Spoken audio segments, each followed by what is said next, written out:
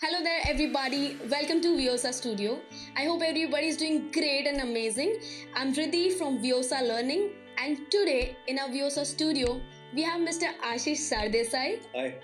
To talk a little bit about him, he has more than 25 years of corporate experience and has set multiple successful sales and distribution teams all across India.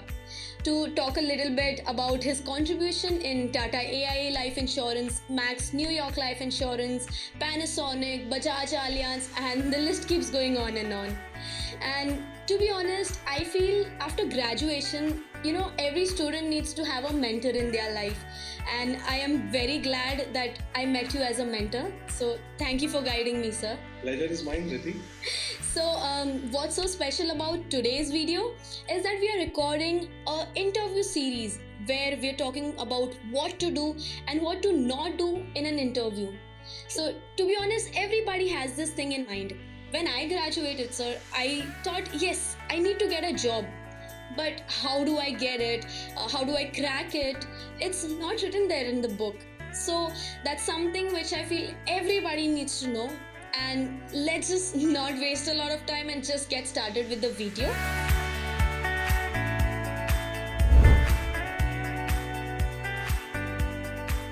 Yeah, so very first question that a lot of graduates have in their mind is how to answer the most basic but still a very nerve-wracking question, which is how do I introduce myself?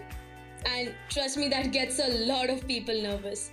So, Riddhi, when the interviewer asks you about introduce yourself, basically what is he trying to ask? He's trying to see how confident are you.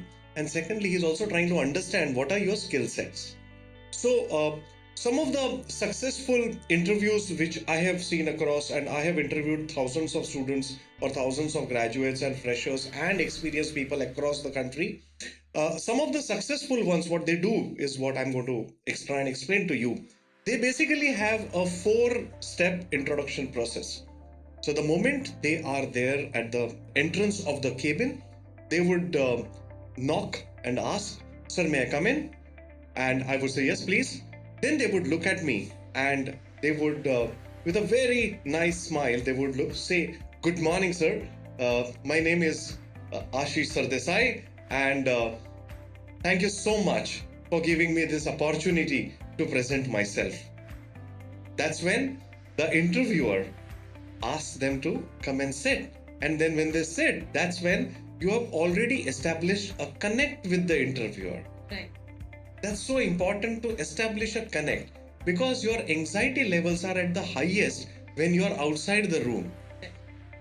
Your anxiety levels start going down when you have already entered and you have started talking to the interviewer. So once you do the greeting, once you thank him for giving you this opportunity, that's when the interviewer is going to ask, tell me about yourself, or what are your skill sets, and that's when the actual interview starts. So you should start with your education, academic background. That's the first thing. Second, then, you should also talk about various committees or various interests that you had during your college days, and that's when during your graduation, when you had been a part of various activities, is what you should talk about. And you should also mention that during this particular cultural committee when I was a part of, these are the things that I observed that I was doing very well. For example, I could organize getting students all together and doing a particular event. What are you doing? You're actually talking about your organization skills. Then you should also try and figure out, and you should be prepared well in advance as to what are you going to talk about.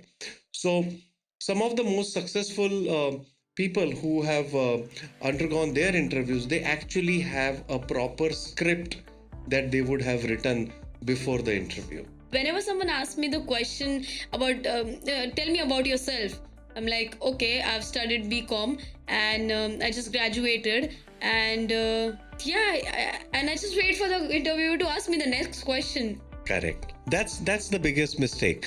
You actually need to give him enough and more to ask questions to you. Now, if you're talking about a particular cultural or a social event about what you had organized, then the interviewer starts asking you. So you actually have to give him a lead as to what questions he should ask you. That helps. So in the third step of your introduction, you're talking about your college education, you're talking about cultural activities. Then you should also talk about your internships or various other small experiences that you would have had during, you would have undertaken those jobs during your college days.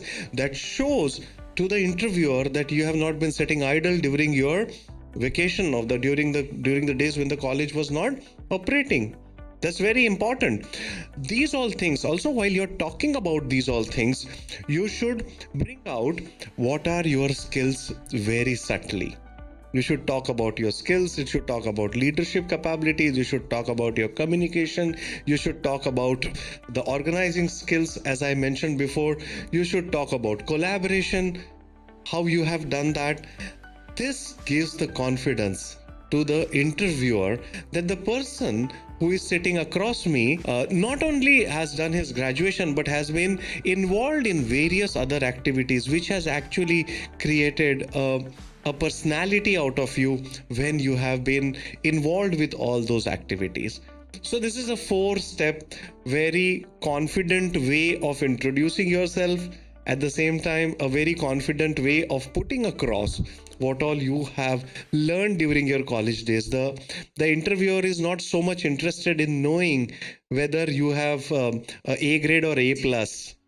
He is interested in knowing what have you done in your 3 years. This is for the freshers. And if you have had your experience of say 2 or 3 years, your previous experience prior to coming to this particular interview, then I think it's much more easier for you, because then you can talk about all your achievements during those 3 years of your work profile. So the flow continues. Then you talk about your achievements that you have had during your professional experience of 2 years. To be honest, I was not aware about anything as such. Like when you told me a script, I was like, okay, does something like this even exist? Because I was not. So how we had in our mind that how our interview goes is you just dress up formally, you just go there, and you just go there and you just sit there very nervously, and then the interview asks you some questions. Tell me about yourself. You just say a couple of lines like, I study this, that. But did you think about as to how much duration of this introduction should happen? Okay, this introduction duration should be maximum 3 to 5 minutes, not even 5 minutes. In fact, it should be very brief, quick, sharp, 3 to 4 minutes max. And then you should hand it over. But during this introduction, you should have given enough and more for the interviewer to ask. Okay, because if you're a graduate and if you're wanting the interviewer to know about you, then you also have to tell him about you in a manner that he can ask you the relevant questions. Okay, so that helps. Maybe anything else which comes to your mind now? Yeah, so when we are asked the question like, tell me about yourself. So these what all things you helped us out was qualifications and achievements. How do I put down what all my hobbies are? I mean, how do I know which hobbies I have to talk about, or what is that particularly about myself that I have to talk? Discussing about hobbies should not be a very highlight of the conversation. And very specifically, the hobbies should never come in your introduction. Hobbies are something that can come towards maybe the end of the discussion if he asks, or what are your interests and what do you do? Typically, what are your interests is a last question that the interviewer asks. And one of the mistakes done by a lot of candidates is that they talk about their hobbies right in the introduction and they go on and on and on. Okay, so that is something that you should try and avoid. So far, this was pretty much that, sums up how to introduce yourself. And obviously, we do have a lot more questions out there for you, sir. And we are hoping to continue more such question in upcoming part. So I hope this has been very grateful and very insightful for you. Thank you so much, sir, for sharing this amazing knowledge. Thank you, Riddhi. And to all of you, Being successful in an interview is being confident. How confident you are and how well prepared you are for that interview is very important. So, see you soon.